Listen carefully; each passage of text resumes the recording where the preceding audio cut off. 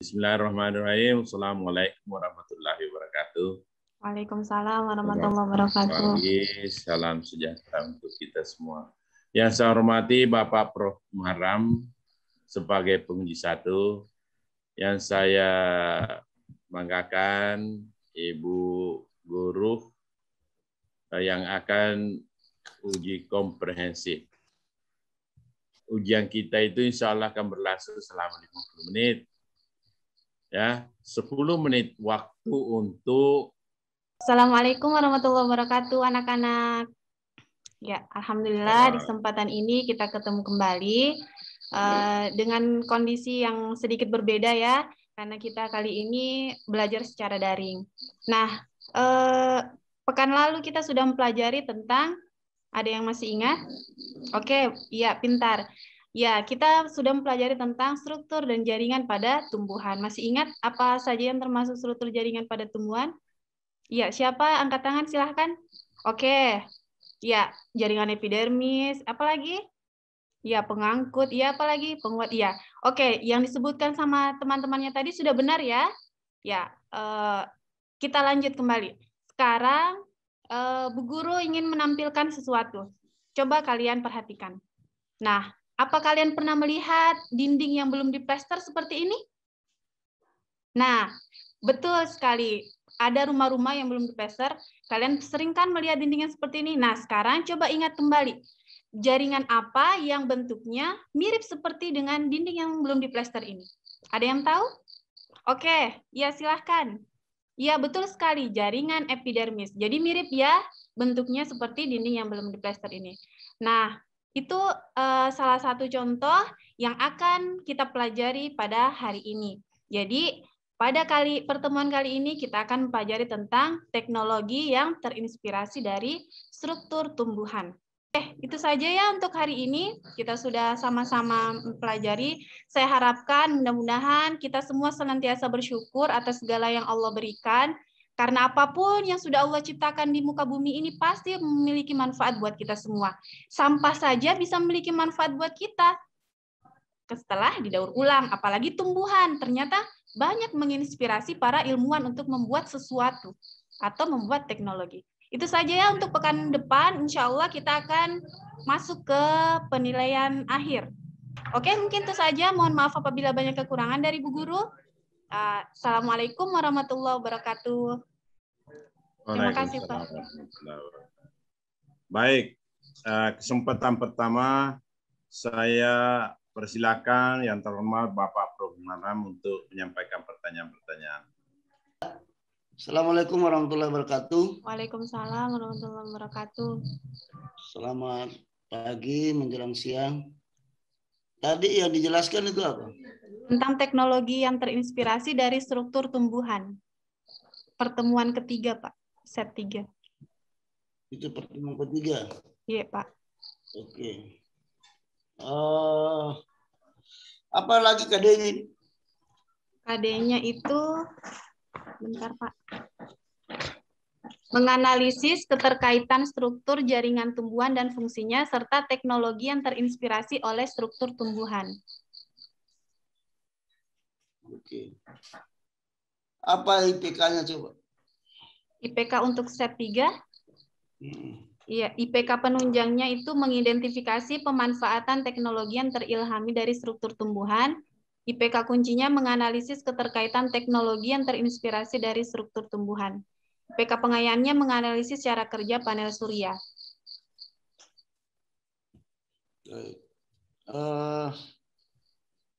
Dalam menyusun IPK itu berbasis apa? Apa dasarnya? Kalau saya, Pak, berdasarkan yang sudah dijelaskan, itu melihat dari KD. Jadi KD yang akan dicapai, iya Pak. KD. Anda juga menyusun tujuan pembelajaran. Iya. Apa bedanya tujuan pembelajaran dengan IPK? Kalau tujuan pembelajaran, dia ada unsur ABCD-nya, Pak. Kalau IPK tidak ada. ABCD itu A-nya audience, B-nya behavior, C-nya condition, dan D-nya degree. Coba berikan contoh salah satu tujuan pembelajaran. Setelah menyimak video pembelajaran macam-macam teknologi yang terinspirasi oleh struktur tumbuhan dan melakukan pengamatan melalui LKPD 1 secara berkelompok, maka peserta didik mampu mengidentifikasi berbagai fakta mengenai ide teknologi yang terilhami oleh struktur tumbuhan dengan tepat. Mana yang merupakan di situ condition? Kondisinya itu adalah menyimak video pembelajaran dan mengerjakan LKPD. Yang mana merupakan di situ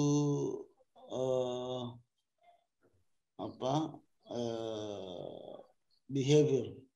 Behaviornya itu KKO-nya tadi, Pak, mengidentifikasi. Kalau degree? Degree-nya dengan tepat.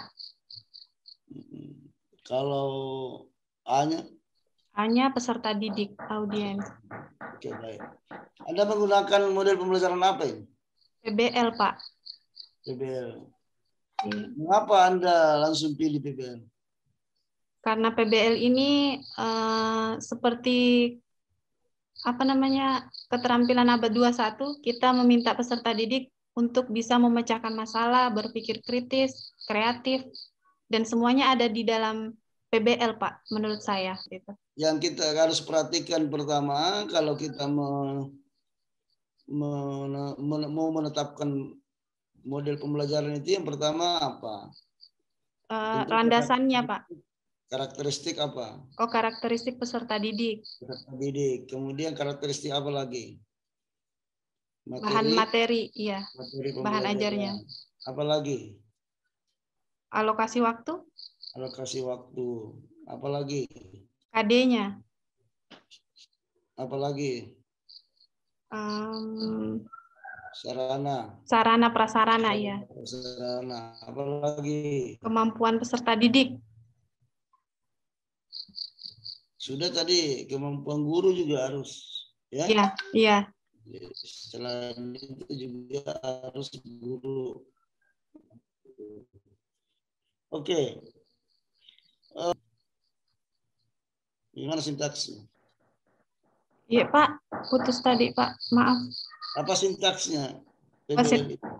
Yang pertama itu mengorientasikan peserta didik pada masalah.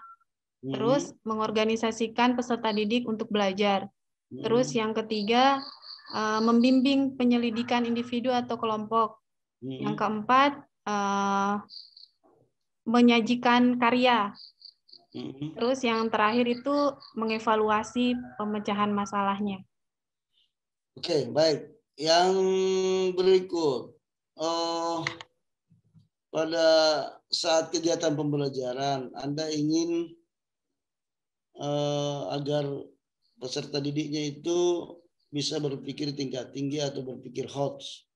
Apa kegiatannya itu? Di situ ada pertama menyimak video, lalu mereka mengajukan pertanyaan.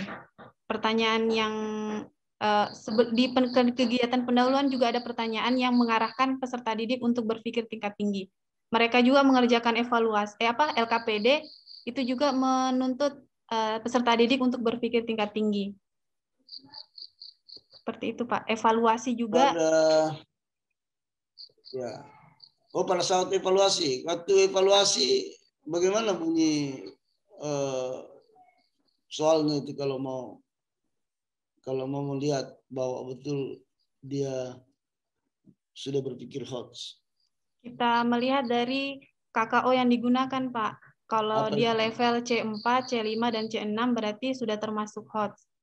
Jadi minimal apa dia? Minimal menganalisis. Minimal menganalisis. Baik. Anda menggunakan pendekatan apa? Pendekatan saintifik. Saintifik. Iya, Pak. Ya. Apa itu? Bagaimana pelaksanaannya itu pendekatan saintifik? Pendekatan ilmiah yang 5M. Baik. Apakah Anda dalam kegiatan pembelajarannya sedang menggunakan TPACK? Iya, Pak. Sudah. Apa buktinya? Kalau yang di set 3 ini kan berbasis teknologi. bahan ajarnya saya kirimkan lewat Microsoft Sway, jadi mereka bisa langsung menggunakannya biar di rumah, terus tanpa dibagikan melalui kertas. Terus LKPD-nya juga saya pakai di Live Worksheet. Selain itu, menggunakan media ini, Google Meet atau Zoom, itu juga menggunakan teknologi untuk menyampaikan materi kepada peserta didik. Terus di dalamnya menggunakan PPT atau video pembelajaran. Oke, baik. Yang berikut. Ini Anda mengangkat tema teknologi yang terintegrasi dengan tumbuhan. Nah, kalau Anda kaitkan dengan IPA terpadu itu seperti apa itu?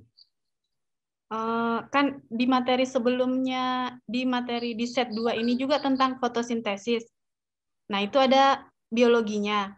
Terus terhubung dengan di teknologi ini, misalnya tadi panel surya. Panel surya itu kan terinspirasi dari proses fotosintesis yang ada di daun. Jadi ada keterkaitan antara biologi, kimia dengan fisikanya. Misalnya kimianya tentang reaksi fotosintesis itu. Prosesnya bagaimana, ternyata di teknologi panel surya itu mirip kerjanya dengan fotosintesis, yaitu mengubah energi cahaya menjadi ya apa itu? Itu bahan pengilap yang biasa digunakan di motor itu, Pak, atau di mobil, bahan untuk mengkilapkan mobil. Itu juga terinspirasi dari kutikulanya daun talas atau daun teratai. Itu kan tidak bisa kotor, daun teratai biasa, walaupun mereka hidup di tempat yang kotor, tapi tidak kotor daunnya. Ya, jadi itu yang diambil para ilmuwan untuk membuat bahan pengilap. Gitu, Pak. Oke. Jangan sampai akan dibawa oleh peserta didik itu, Prof. Iya. Banyak. Dan bisa nanti kewalahan kalau ditanya mana di situ yang bisa menampung O2, bagaimana prosesnya setelah O2. Nah, tidak ada di situ, hanya menangkap sinar surya. Tidak ada proses pembentukan pati, tidak ada. Tidak ada di situ. Tidak ada. Iya, Pak. Dan mungkin di situ di tumbuhan fotosintesis hanya memerlukan sinar matahari untuk katalis saja itu. Ya. Iya, sepertinya itu kayaknya, Pak. Itu hanya katalis supaya dia bisa berlangsung reaksi itu. Ya. Iya, Pak. Maaf, Pak. Saya juga baru tahu. Bukan itu. Harus, ya betul, karena kita oke. Saya lanjutkan, Prof. D. Saya ingin agar Ibu menjelaskan kepada saya, itu ada 3 hal yang ingin dicapai dalam proses pembelajaran itu, ya. Apa itu? Perubahan tingkah laku. Tingkah laku yang diinginkan ini perilaku kognitif, apalagi, Bu? Afektif. Apalagi? Dengan psikomotorik. Psikomotorik. Coba waktu Ibu melakukan analisis kurikulum sebelum memilih KD, pasti selalu berpasangan itu KD 3 dan KD 4, Budi. Iya, Pak. Kenapa begitu? Karena memang tidak hanya pengetahuan yang diminta, seperti yang Bapak bilang tadi, tidak hanya kognitifnya, tapi juga peserta didik diminta keterampilannya. Nah, itu. Jadi kita kurikulum mengharapkan peserta didik bukan hanya untuk pengetahuannya luas, tapi keterampilannya harus.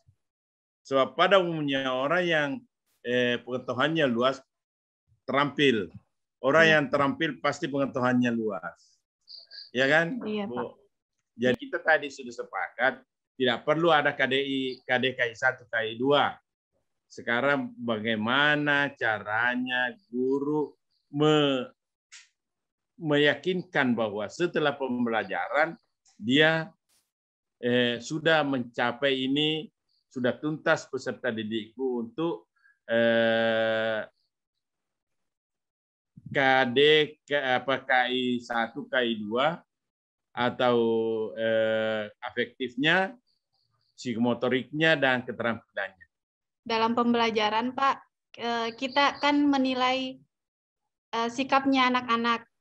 Ada instrumen penilaian sikap, ada juga instrumen penilaian keterampilan. Di situ ya masing-masingnya ada rubriknya. Ya. Dan itu kita amati selama proses Pembelajaran. Kita amati, observasi, keterampilan kita observasi. Ya. Kalau Kognitif diapakan? Diberikan soal evaluasi. Soal evaluasi sesuai dengan rumusan tujuan pembelajaran kita dan IPK yang kita susun. Iya.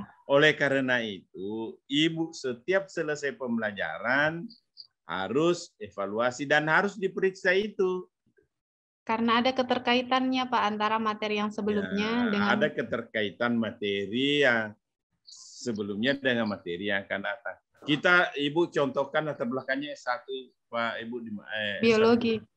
Biologi. Iya, Pak.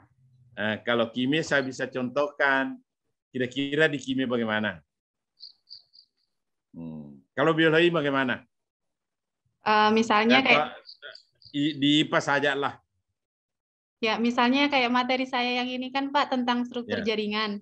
Jadi sebelum kita masuk ke jaringannya, mempelajari jaringan, jadi anak-anak harus paham dulu tentang organ penyusun tumbuhan.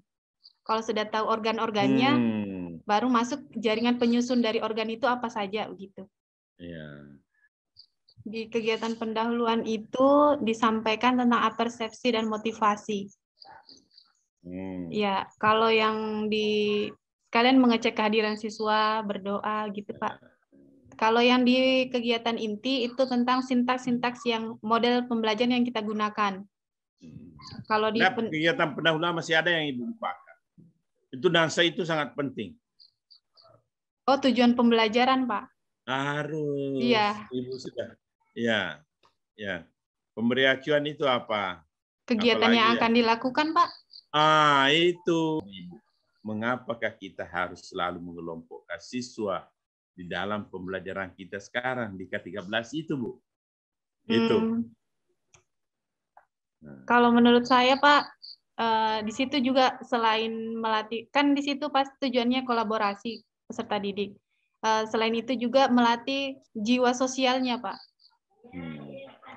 Karena karena dengan begitu kan biasa ada peserta didik yang cenderung diam, tidak mau bersosialisasi dengan teman-temannya, tapi ketika diberikan kelompok, betul. Itu 4C muncul itu kalau dia berkolaborasi, Bu. Iya. Itu. Kalau Ibu mau bikin kelompok, yang harus diperhatikan adalah silakan. Kemampuan peserta didik. Jadi dalam kelompok tidak boleh sama-sama yang pintar. Digabung. Ya. Kenapa harus begitu? Supaya yang ada namanya tutor sebaya, Pak. Supaya yang pintar memberikan pemahaman ke yang belum. Itu harus heterogen namanya Ya, heterogen, Pak. Saya lupa. Saya lanjutkan lagi. Di dalam RPP-nya Bu Ibu itu ada dalam perangkat itu ada evaluasi. Tadi Ibu katakan ada evaluasi. Apakah diskenario dalam RPP itu? Iya, ditulis. Kenapa harus ditulis? Supaya jelas, karena kita kan melakukan pembelajaran melihat dari RPP, rancangan pembelajaran. Iya, supaya teratur waktu kita dalam pembelajaran.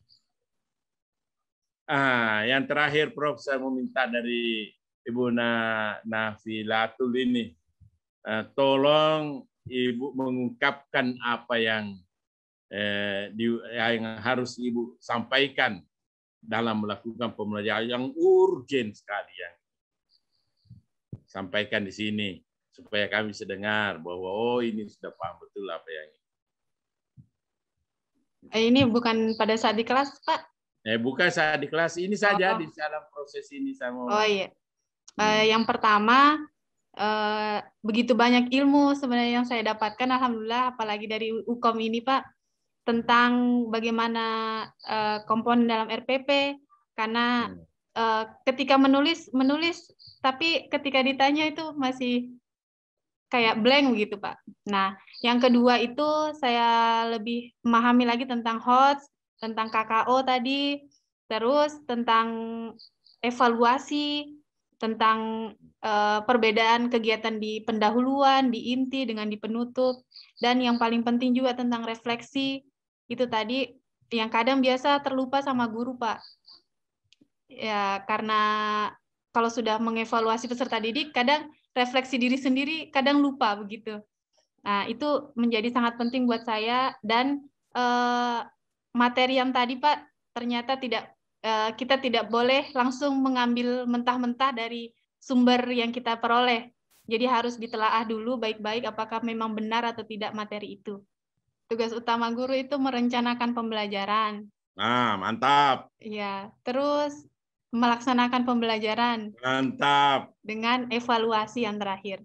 Nah, evaluasi pembelajaran. Ya. Kita jadi guru yang benar kalau kita merencanakan pembelajaran. Itulah yang Ibu rancang itu perangkat pembelajarannya kan. Terima kasih atas kehadirannya hari ini. Silakan hentikan recordingnya dan silakan Ibu tinggalkan ruangan ini. Terima kasih dan mohon maaf. Terima kasih banyak juga Pak. Waalaikumsalam warahmatullahi wabarakatuh.